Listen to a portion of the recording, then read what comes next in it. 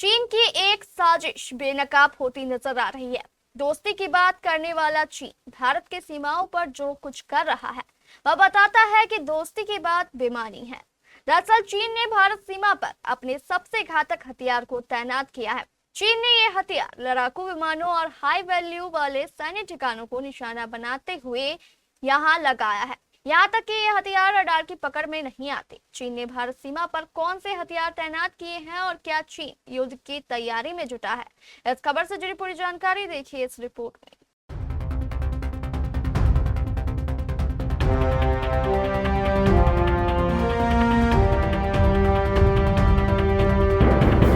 कुछ सैटेलाइट तस्वीरों ने चीन की नापाक चाल को बेनकाब कर दिया है।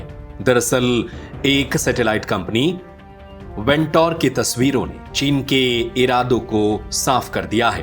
तस्वीरों के मुताबिक चीन ने भारत की सीमा के पास 2 एयरबेस पर अपने सबसे advance J-20 mighty dragon stealth fighter jet को तैनात किया है।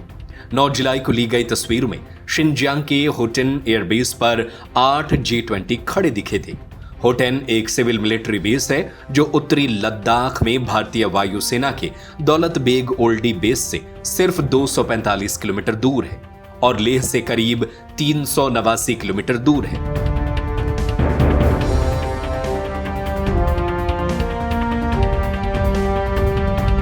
वहीं 25 जून की तस्वीरों में तिब्बत के लहासा इलाके में डेक्सुंग एयरबेस पर 4 और J-20 नजर आए। ये सुरक्षात्मक कवर के नीचे खड़े थे। डेक्सुंग अरुणाचल प्रदेश के तवांग से लगभग 344 किलोमीटर उत्तर पश्चिम में है। करीब 2 हफ्तों के अंदर दोनों जगहों से कुल 12 J-20 हवाई जहाजों की तस्वीरें सामने आई। पिछले कुछ सालों में LAC के पास 5वीं पीढ़ी के लड़ाकू विमानों की इतनी बड़ी तैनाती इससे पहले कभी नहीं देखी गई थी।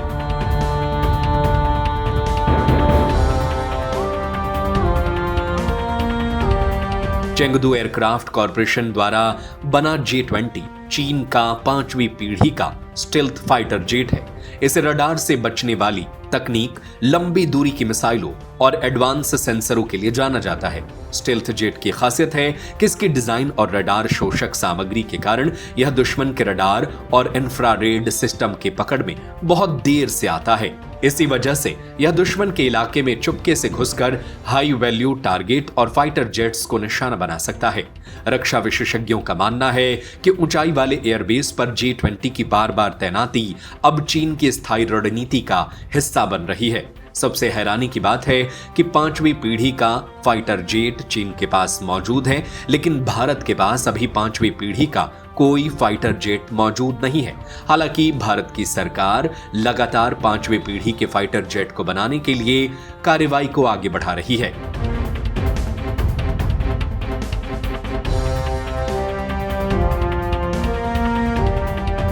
ऐसे में यह घटनाक्रम ऐसे समय में हुआ है जब भारतीय वायुसेना फाइटर स्क्वाड्रन की घटती संख्या की समस्या से जूझ रही है।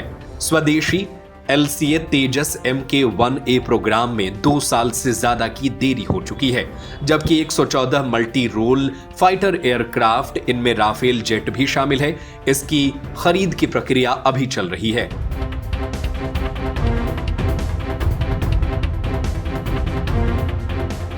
भारत और चीन के बीच 3488 किलोमीटर लंबी विवादित सीमा है।